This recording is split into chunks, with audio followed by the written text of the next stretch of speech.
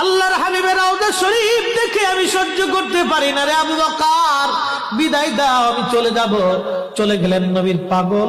সিরিয়ার দামেস্কে যাওয়ার পরে কিছুদিন পরে নবীজি স্বপ্ন দেখায়, কিরে বেলাল, এটা কেমন জুলুম, কতদিন হলো তোমার কণ্ঠের আজান শুনি না।